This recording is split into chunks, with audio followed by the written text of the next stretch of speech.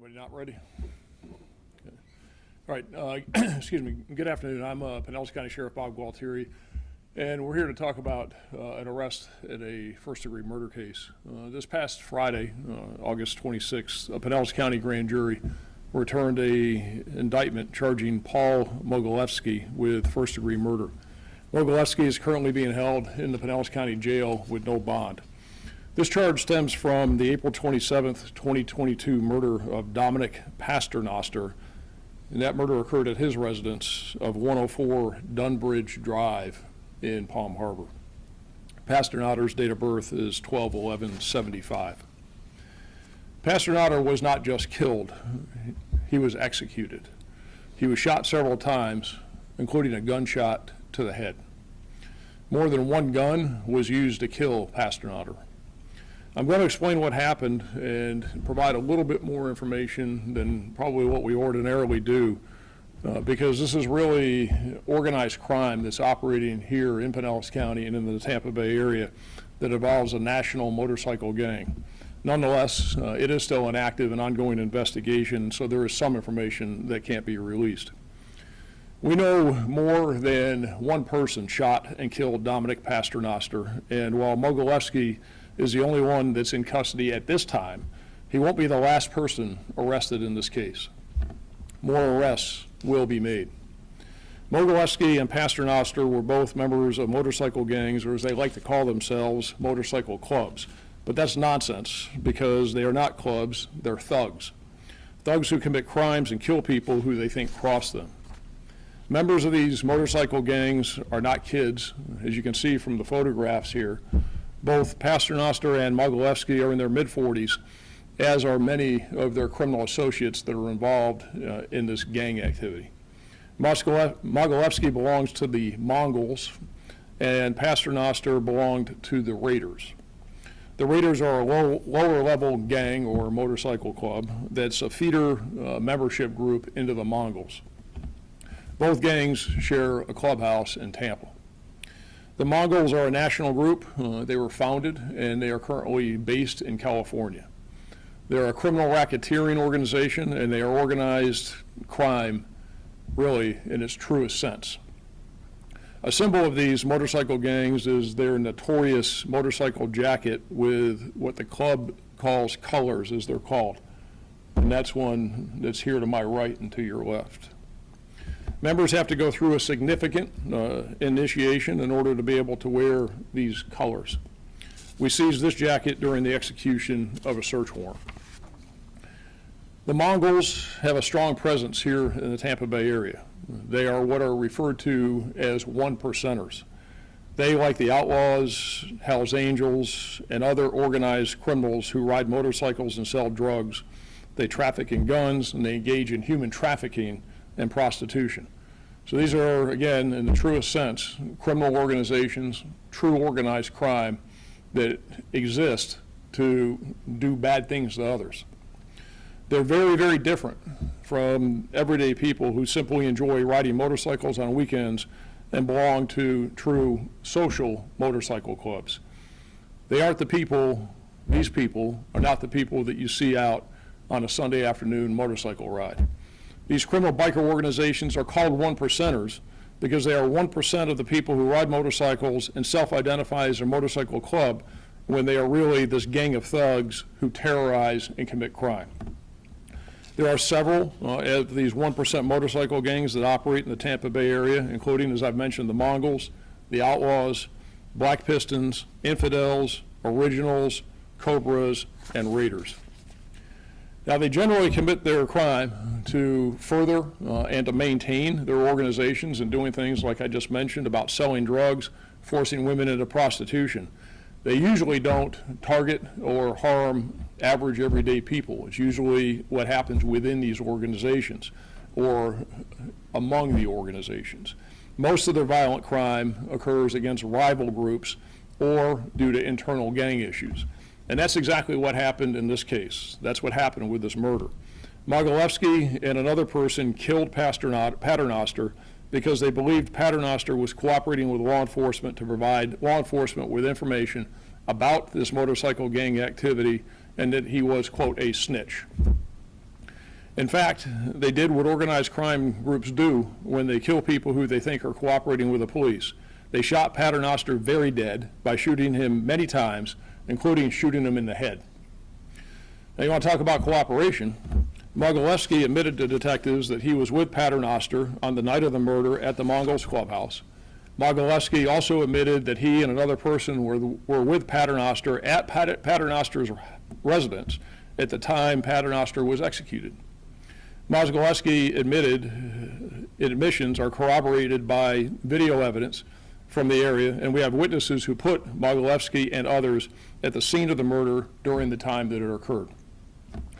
The Sheriff's Office Forensic Sciences Division also collected extensive physical evidence from the scene, and we served several search warrants to obtain evidence supporting the first-degree murder indictment. We know that after Mogilevsky and the other person shot and killed Paternoster, they disposed of evidence in Tampa Bay, and our dive team was used to find the evidence. These motorcycle gangs have been around for decades, but there must be accountability when they execute each other, and this investigation is far from over. We will be serving additional search warrants, and there will be additional arrests made. So that gives you an overview of what happened.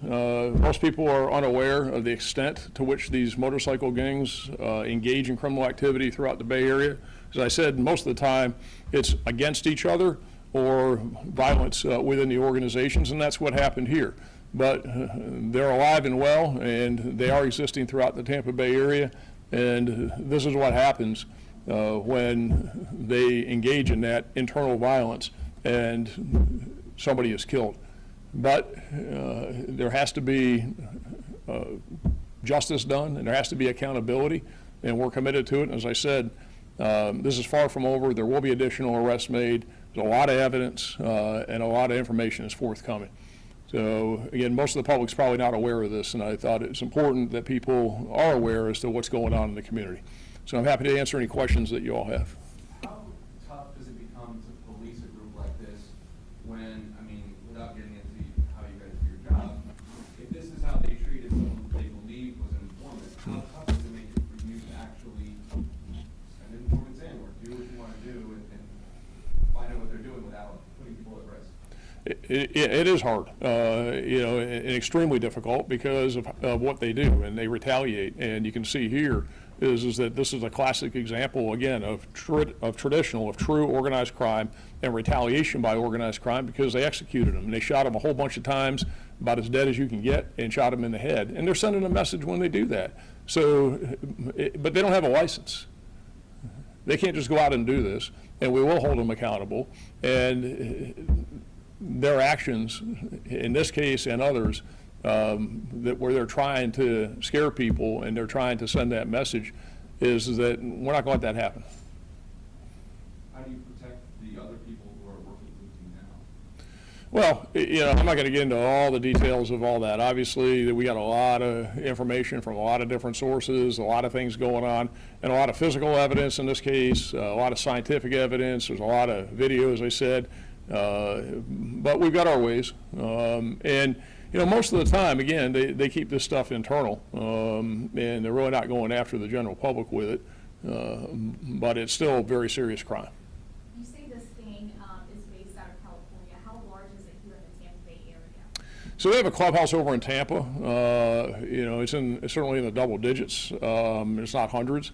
They have probably, in the big scheme of things, as the chapters, as they call them, that operate throughout the country. It's probably one of the smaller chapters, but it still has a pretty good footprint here in the Tampa Bay area, and they have a presence. They are around, and they are engaging in criminal activity. So a lot of it is drug dealing that facilitates the criminal enterprise, human trafficking with prostitution, gun trafficking, and a lot of assaults toward each other primarily. So they're around.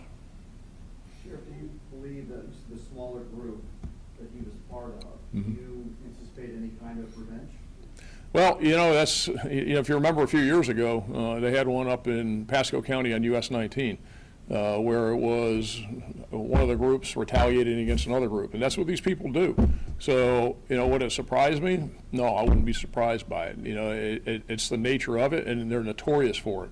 as most people are aware of, and I just don't think it's happening here, is that these motorcycle gangs have been around for a very long time. I mean, the infamous ones are the Outlaws, the Hells Angels, and some of those that people hear about. But this isn't just something that you see in the movies or read about happening in California or in other places. It's alive and well here, and of course they had that situation up in Pasco.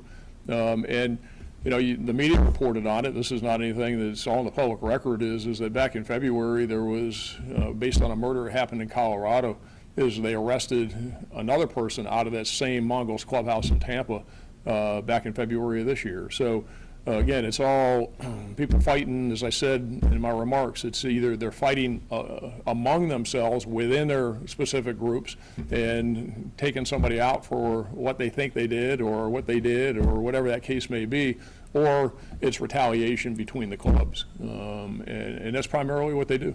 Does this guy think he was going to get away with it and all the other people that joined? I mean, did they do this knowing that they're probably going to be caught?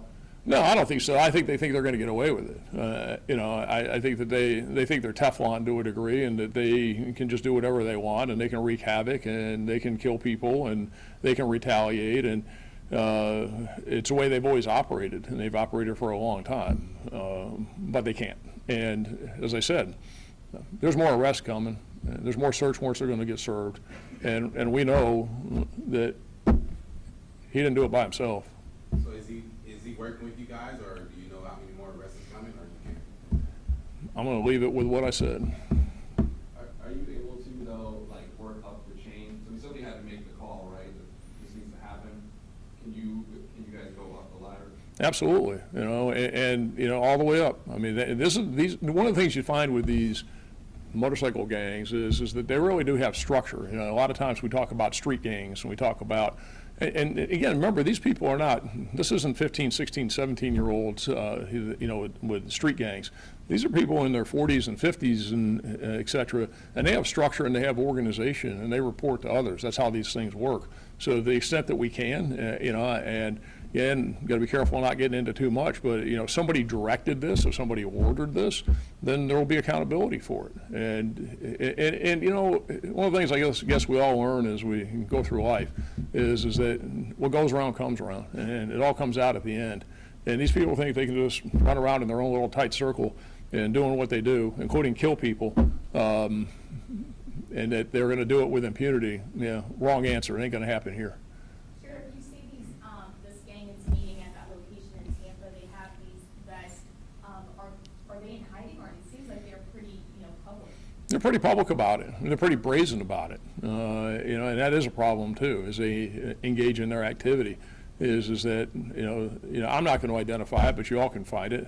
Their clubhouse is in Tampa. In fact, the media's already reported on previously on where their clubhouse is out of that arrest they made back in February. That was reported by the media. So they're pretty open about it. And again, these are the 1%ers. Now, you know, don't mistake this and these colors for people you see riding around on a Sunday afternoon that have a motorcycle jacket out that are out for a ride as those traditional clubs. That's not these people. Very different. But they're very open about it, and it takes a lot to get those colors. They have to go through a lot of initiation, and for most of it, they have to engage in a lot of criminal activity in order to get this. Should people on the highway be concerned if they see someone passing by with one of these vests? Well, I'd be concerned about all these people. Not just anybody wearing any vest, and that's what I want to be careful about, because not everybody that's riding a motorcycle that wears a vest is a bad person. Some of them are us, you know, and but the Mongols, yeah, I'd be concerned.